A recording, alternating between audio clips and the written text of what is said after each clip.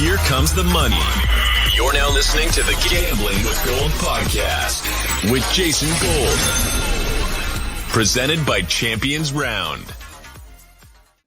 We're going to talk about some fantasy players that you can put into any lineup on any platform that you're thinking of. Of course, we would love you to come play with us at Champions Round. We have 2 playoff game modes. If you want to come play with us, we have Boost Ball and we have Sunday's Best. Boost Ball, basically you create a lineup for the entire playoffs. You hope that you get as many points as possible, but you got to play it strategically. You can draft Patrick Mahomes. Obviously, you're not going to get any points this weekend, but if he's going to play 3 games on the way out, his points become more valuable. It's a cumulative total here. And you can boost any player that you want for 1 week. So Patrick Mahomes, you could boost for the divisional round, the championship game, and the Super Bowl. You got to build out a full roster. So that is that's super fun game mode.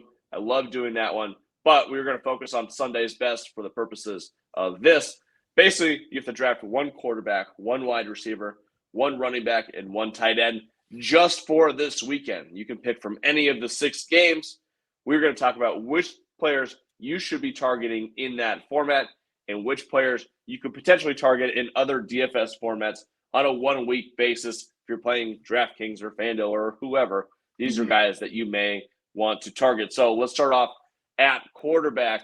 What are some guys that you're kind of targeting this weekend? We know that obviously Josh Allen and Joe Burrow are going to be the first 2 guys off the board this weekend. Do you think there's someone else out there that we should be playing? Yeah, honestly, I think that Trevor Lawrence or Justin Herbert are still good plays. They're both, like I said, this is the only matchup between 2 4,000-yard passers. I think we see a lot of passing in that game.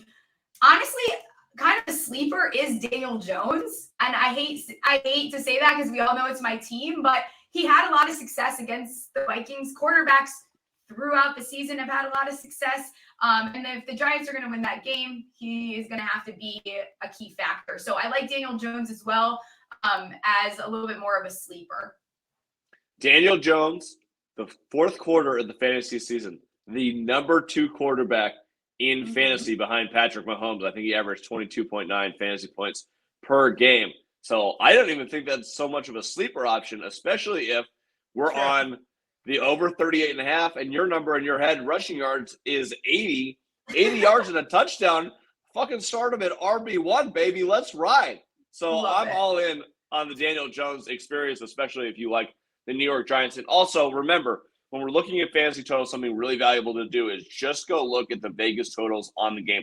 Where do you expect to see the most points? And the highest total this week, despite the fact that we like the under, or at least I like the under, is on this Giants-Vikings game. So the Giants-Vikings may be someone that you want to stack some players that are a little bit cheaper options or someone that you're going to draft later on in Sunday's Best draft. So guys like, maybe if you have a 3rd wide receiver spot, maybe you want to play that KJ Osborne. Maybe you want to get Richie James. Those are sort of the people that you want to target who could be cheap late-round flyers that could prove really valuable this weekend. Yep. Isaiah Hodgins, those type of guys. Definitely. I'm with you on that. Let's go to running backs here. A lot of options, obviously. There are going to be some really expensive options as well. You got the Joe Mixons, the Zeke Elliott's, the Pollards, the Christian McCaffrey, Saquon, Dalvin. Actually, maybe hold on Dalvin because we don't know what the status of his health 100% is right now. Who's the guy outside of like Christian McCaffrey that you're like, oh shit, he's going to have a great game this week? 2 guys come to mind. I think, and what's to me seems like an obvious one is Travis Etienne, just because that we've seen how the Chargers are against the run. He probably will get a little bit overlooked. Another one is Elijah Mitchell back. Is that what I heard? Is he playing? If you want to get, if they get him by a lot, yeah. If you want to get fucking weird, I kind of like a lot Elijah Mitchell. I actually am probably staying away from the Dallas running backs. That's just me personally. They've only averaged 75 rushing yards the last 2 weeks. Zeke literally looks uncomfortable running. Like, I don't even know. It's painful to watch. Like, I actually am probably staying a little bit away from them. Outside of that, anyone else you're looking at? Zeke kind of looks like It's like he ate Thanksgiving dinner and like Yeah, never got like, that's that full feeling. I was Out gonna of say his he looks body. heavy. He looks like he has to poop. Like it's like it's so bad.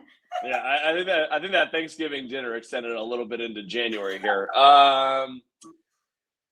The running back that ETN's probably a really good play against the Chargers, but it depends on where you want to go, whether you think that it's going to be Trevor Lawrence or if it's going to be ETN. I think you got to kind of pick one or the other.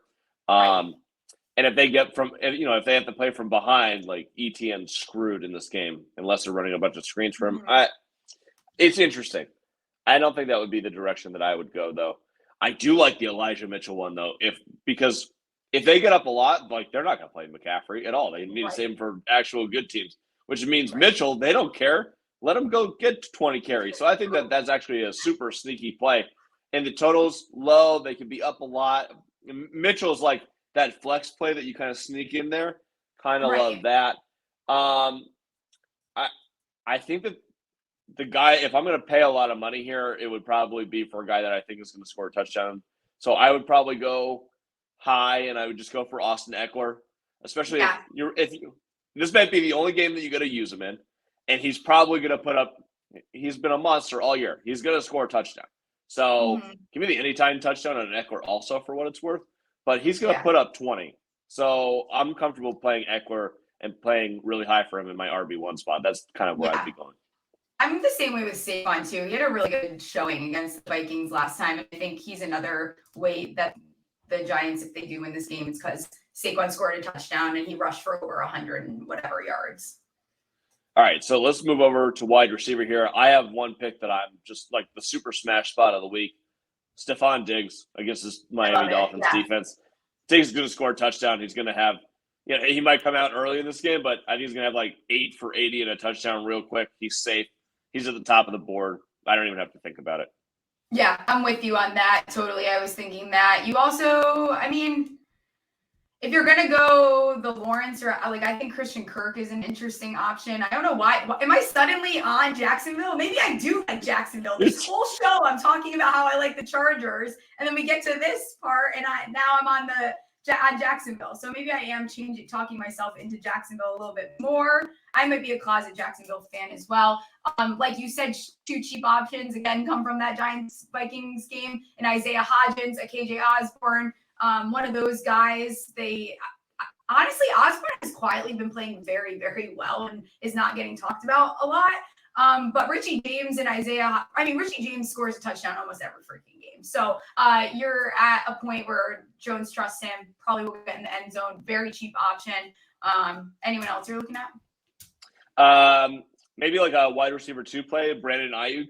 I don't think that they're going to utilize Debo in a heavy way against Seattle. Could be a Kittle game. Every game is a Kittle game, it seems like, with Brock Purdy, but I think that Ayuk could be someone that could have a lot of success early in that game. Jackson, go back to Jacksonville. If you don't want to go for Christian Kirk, I feel like Zay Jones could be a nice little flyer play as a wide receiver 2, wide receiver 3 here. Yeah, absolutely. I'm with you on that. All right, let's head over to tight ends.